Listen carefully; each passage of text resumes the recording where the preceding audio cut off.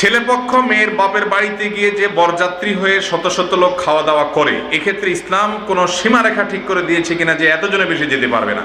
খুব সুন্দর এবং দরকারি একটা প্রশ্ন। ভাইরা আমার, বিয়ে করতে গিয়ে এই অনাচারটা করেন নাই এমন মায়ের ছেলে এই মজলিসেও খুব কম আছেন। এটার নাম দিছে আমাদের দেশে বরযাত্রী। আমি এটাকে সবসময় বলি বদযাত্রী। কেন বদযাত্রী বলি?